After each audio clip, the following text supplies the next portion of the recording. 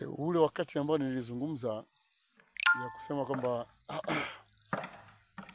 juu ya ndugu zetu wa Kenya kwamba wameonyesha hali ya kuwasupport ndugu zetu wa Burkina Faso, nilihisi kwamba wako vizuri kwa kile walichokifanya, lakini baada ya kuona yule mtu ambaye amezungumza anataka kuja kumngoa rais wa Burkina Faso, Michael nani yule pale bwana yule Marekani mweusi, hawa jamaa wamempokea. Nilihisi wana akili kufikia hatua kwamba wao wanaweza wakawa ni kielezo kizuri katika upande wa Afrika Mashariki huku, na kusema kwamba wenzetu nao wamejitokeza kwenda kumsupport Traore. Kumbe wao ndo tatizo kubwa, wao ndo kielezo kibaya katika Afrika Mashariki, kuonekana ni wasaliti.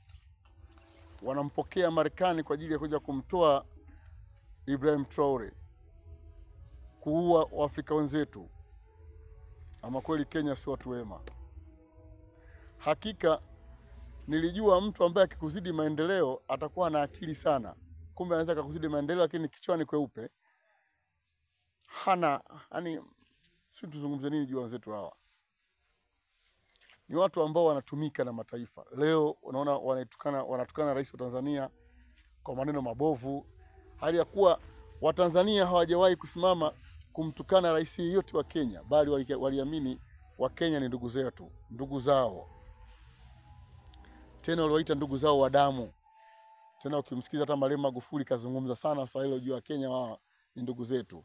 Lakini hawa Kenya kumbe ni ndugu zetu, lakini kuna kitu kimejificha nyuma ya pazia ambacho kinazunguka, ambacho sisi wenyewe hatukijui. Lakini najua viongozi wa mataifa yetu ya Afrika Mashariki wakifuatilia kiundani watajua kuna nini kimejificha pale. Unaona bana. Kwa kuna kipindi nafika tu ukiona hata majirani zako wanapata tabu, wanapigana vita wenyewe kwa wenyewe. Kumbe mamluki ni sisi, ni majirani ambao tunatumika kwa ajili ya wale mabeberu kuja kutukalia na kutopola mali zetu na kutufanya sisi tuonekane hatuna akili timamu, wao watu weupe ndio wenye akili timamu. Jambo hili la wenzetu wa Kenya linasikitisha sana. Sana. Kama ni kweli wamempokea yule bwana ambaye yeye lengo lake ni kwenda kumngoa ndugu yetu Traore pale na kuweza kumwaga damu ndani ya ile taifa, sisi kama Afrika kusema kweli Kenya tunaona watu ajabu sana. Watu ajabu sana. Na wakawa itafakari juu ya hilo kwa kile wanachokifikiria kukifanya na kukaribisha wale adui katika bara la Afrika. Sidhani kama kuna wema, sijui kabisa kama kuna wema. Kwa hiyo tujiandae na maafa mengine ambayo yatakwenda kutokea kwa ndugu zetu pale Burkina Faso, kwa ajili sisi wenyewe Afrika tunaonekana kama vile hatuna mshikamano. Lakini jambo kubwa ni kwamba tutakao tujitokeze mbele safari hii, kifua mbele kwa ajili ya kutetea Traore, na hasa tuzungumzie Afrika kwa ujumla, kwamba tumechoka kuja kufanya wajinga na mataifa wazungu haya. Unaona bwana.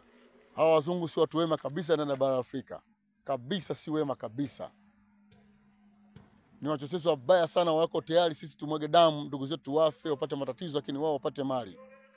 Kwa mtu kama huyu sidhani kama ni mtu mwema kwetu sisi. Na ndio ndugu zetu wa Kenya wamekumbatia. Unaona bwana. Lakini sidhani kama kuna wema kuwabeba watu hawa. Sijui kama kuna wema. Sijui.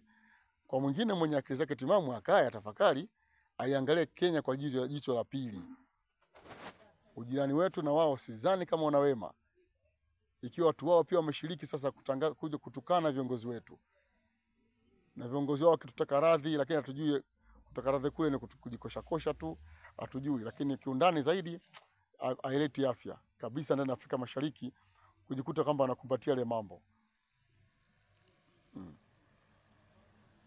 Hata mambo mengine machafu haya alipokelewa sana miaka nyuma kwa ndani ya Mombasa pale. Waliharibu sana ule mji wa wazungu hawa. Wakajenga makasino makubwa pale kwa kufanya uchafu wao. Wakaribu ile mji, ulikuwa mji mzuri kabisa, walikwenda kuharibu kabisa. Na ndivyo hivyo wazungu hawa wameingia Zanzibar, wamekwenda kufanya ufuska mkubwa sana pale na kuiharibu ile jamii pale na kuondoa ile uhalisia ile taifa. Hawa. Na sisi pia taifa liwapokea nyuma pazia, lakini watu wao si watu wema.